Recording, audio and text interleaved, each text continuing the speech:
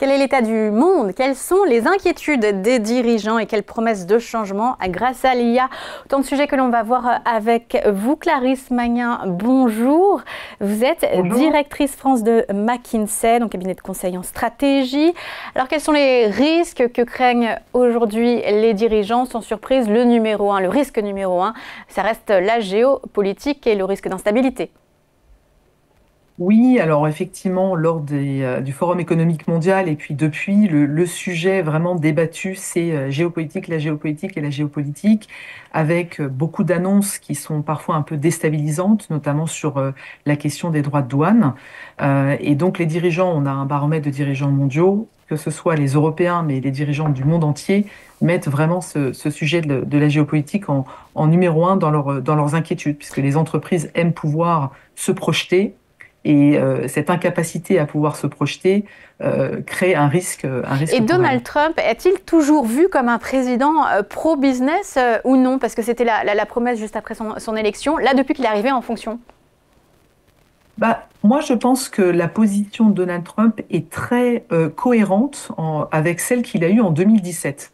Et il n'y a pas eu vraiment de changement. En 2017, ce qu'il a fait, c'est qu'il a érigé ces fameuses barrières douanières pour réduire les importations chinoises aux États-Unis. Ça date de 2017. Ça a été continué par l'administration Biden. Donc il y a eu une perte de 9 points des importations chinoises aux États-Unis. Et donc nouveau mandat de Donald Trump, finalement beaucoup de continuité dans ces annonces, en tout cas au regard du commerce international et de la mondialisation. Donc ça n'est pas si différent que ça au-delà des effets d'annonce. Comment on bâtit une stratégie d'entreprise quand du jour au lendemain, justement, Donald Trump, avec sa politique, on peut être frappé de droits de douane, quand on est chef d'entreprise et que ça veut dire que du jour au lendemain, une zone commerciale, on ne peut plus autant compter sur elle qu'auparavant. Comment on s'adapte? Je pense que les entreprises sont dans une stratégie sous incertitude, donc elles doivent construire des scénarios avec s'il se passe ci, s'il se passe ça, qu'est-ce qu'elles en sont mes implications. Je pense qu'il y a eu de gros chocs, hein. Il y a eu le choc du Covid, il y a aussi tout ce qui est choc climatique qui peuvent impacter des opérations dans différentes régions du monde. Et puis maintenant, il y a ce choc réglementaire qui effectivement était moins présent. Donc les entreprises, elles doivent être extrêmement adaptables, résilientes. Après, il y a le temps court et le temps long, il y a le temps des annonces et il y a le temps de ce qui se passe vraiment. Hein. On voit qu'il y a des annonces puis qu'on revient en arrière, etc. Donc c'est pas confortable, je pense, pour les dirigeants. Mais il y a quand même des réalités économiques qui font que on est quand même interdépendant d'une région du monde à une autre sur de l'énergie, sur des matériaux, sur des minéraux. Sur des métaux, on a besoin d'avoir accès à des marchés de consommation, des marchés de demande pour pouvoir commercialiser nos produits. Donc, je pense qu'on a une mutation de la mondialisation, mais pas une remise en question fondamentale. Mais oui, beaucoup d'incertitudes quand même pour les dirigeants. Mais est-ce que les entreprises ont déjà, face à ce monde de plus en plus fragmenté, face à ces barrières douanières, elles pensent à relocaliser certaines productions? Est-ce que là, vous avez certains dirigeants qui sont venus vers vous en mettant quelques projets sur la table de rapprocher leur production de leur zone de consommation? C'est un gros sujet, effectivement. Là, je pense qu'il y a un petit peu de paralysie côté européen et français, parce qu'en fait, justement, le jeu n'étant pas clair, la prise de décision est difficile. Mais je rappelle encore une fois il y a des effets d'annonce, mais il y a de la continuité. C'est Biden, son administration, qui a quand même fait 2000 milliards de mesures pour attirer de l'investissement aux États-Unis. C'était le fameux IRA. Il n'y avait pas que l'IRA, il y avait le CHIPS Act, il y avait un autre package de mesures principalement fiscales pour attirer des investissements très importants aux États-Unis. Donc il y a déjà eu cette vague pour attirer les investissements aux États-Unis. Donc pour l'Europe, parce que c'est la question, je pense, qui nous anime, c'est comment est-ce qu'on garde une forte attractivité du territoire européen pour, garder les investissements et en attirer. Et ça, c'est dépendant d'un certain nombre de choses, c'est dépendant évidemment de la visibilité sur le cadre réglementaire, ça dépend de la fiscalité, ça dépend de la qualité des talents, ça dépend de la compétitivité. Donc c'est un ensemble de choses qui conduit une entreprise à décider ou non d'investir dans une géographie. Et je pense que l'Europe a beaucoup d'atouts. mais elle a aussi des challenges, notamment le fait de ne pas être un marché unifié, qui du coup freine aussi la montée à l'échelle d'un certain nombre d'acteurs. C'est ça, si on parle de l'Europe, quelle est la confiance des dirigeants dans le fait que là, ça y est, ça va changer, qu'il y a eu un wake-up call avec l'élection de Donald Trump et que ça y est, la Commission, on a pris en compte certaines choses. Il va y avoir la directive Omnibus avec la simplification, c'est ce qu'on nous promet, hein, du trop-plein de réglementation qu'on avait. On peut penser aussi à l'union des marchés de capitaux, hein, ce que vous évoquiez à l'instant, le fait que les investisseurs ne font pas face à un marché unifié. Est-ce qu'il y a une confiance dans le fait qu'enfin les choses vont changer? Alors j'ai envie de dire oui et non. Oui, il y a eu le rapport l'État, il y a eu le rapport Draghi. On a fait nos propres rapports d'ailleurs 3 fois qui parlent à peu près tous de la même chose. Donc on a le sentiment que le sujet il est connu, en tout cas il est compris dans son diagnostic. En revanche, quand on demande aux dirigeants dans ce fameux baromètre un peu de confiance, donc le numéro 1 qui les inquiète, c'est la géopolitique, et les Européens, pas les Américains, les Européens, ils disent en numéro 2, l'inefficacité des politiques publiques. Plus d'un tiers d'entre eux, et c'est le critère numéro 2 d'incertitude des dirigeants européens et français. Donc vous voyez, c'est oui et non. Oui, le diagnostic, il est posé. Est-ce qu'on est confiant sur la rapidité de la prise de décision? Pas vraiment. Et les choses ne se sont pas améliorées là depuis quelques semaines parce qu'évidemment le diagnostic, on sait très bien qu'on est très fort en diagnostic, on est beaucoup moins fort à passer à l'action en Europe. Alors est-ce qu'il y a un lobby des dirigeants envers l'Union européenne, envers la Commission? Je pense qu'il y a eu prise de conscience, comme vous le dites, et puis il y a du mouvement. On voit bien qu'il y a un dialogue, ça c'est très important, il y a des discussions. Après, l'Europe, c'est une somme d'intérêts de pays qui ne sont pas tout à fait les mêmes. Il faut qu'on arrive à s'aligner sur ce qui est essentiel, et je pense qu'il y a des choses assez structurelles. Le fait qu'on ait un différentiel de coût d'énergie en Europe, c'est un problème. Le prix du gaz naturel, il est 5 fois plus élevé en Europe qu'aux États-Unis. L'électricité est 3 fois plus élevée en Europe qu'en Chine. Ça, ce sont des choses qui sont structurelles. Le fait qu'on ait des dépendances sur des matériaux, sur des minéraux, etc., ça aussi, ce sont des choses qui sont très, très structurelles dans ce contexte de mondialisation. Sur les droits de douane, moi, je suis plutôt confiante, ce qui peut vous surprendre, mais parce que je pense que, si vous voulez, si les États-Unis montent des droits de douane, non seulement avec les Chinois, mais aussi avec les Européens, ça a des conséquences sur le prix des produits et services sur le marché domestique. Et on sait qu'une partie de l'élection de Trump s'est faite sur l'inflation. Donc, si on importe à un prix plus élevé, que ce soit de la Chine ou de l'Europe, ça a une conséquence sur le pouvoir d'achat des Américains. Donc, je pense que c'est un exercice qui va demander beaucoup de finesse, y compris côté américain, parce que on a des intérêts interdépendants, on importe, mais on exporte aussi. Et à la fin, il y a des consommateurs de part et d'autre qui doivent pouvoir conserver leur pouvoir d'achat. Donc on va voir les mesures. Il faut qu'on soit réactif et que l'Europe arrive à s'aligner pour prendre un certain nombre de mesures et peser dans ces négociations, parce que c'est un peu des négociations finalement commerciales. Mais il faut raison garder aussi, parce qu'à la fin, on est rattrapé quand même par d'autres effets indirects. Si on continue de parler d'Europe, il y a aussi des directions qu'on a prises dont on va se rendre compte qu'on va freiner, voire changer de direction. Et je pense évidemment à l'automobile, à la fin ou probable, ou en tout cas l'adaptation sur la fin de l'interdiction des ventes de véhicules thermiques en 2035. Quand vous conseillez sûrement des entreprises du secteur automobile, comment elles voient les choses? Écoutez, ce sujet, il est aussi débattu. Vous mentionniez le fait qu'il y avait beaucoup d'échanges actuellement, à la fois sur les barrières douanières, à la fois sur des politiques industrielles. L'Europe, elle a quand même des atouts, elle a des atouts naturels. Alors les gens confondent les dépenses R&D et l'investissement, c'est deux choses différentes.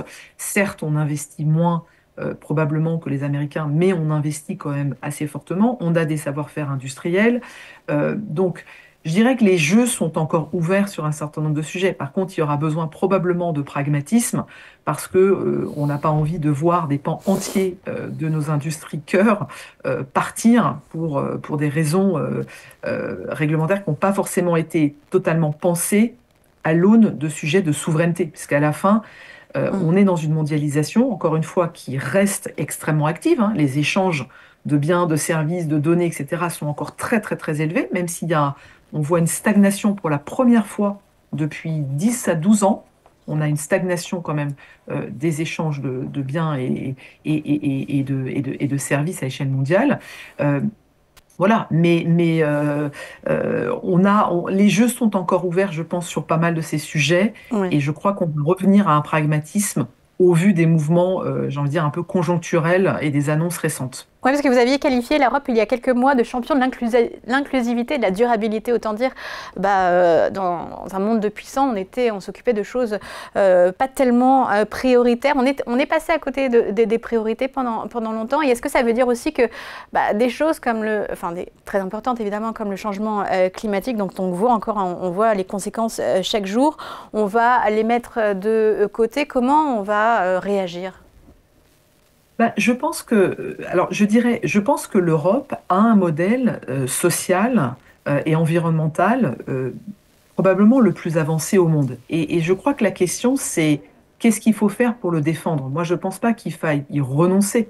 Il faut simplement se dire dans quelle mesure on peut s'offrir ce modèle. Et quand je parle de modèle social, on a un modèle extrêmement redistributif.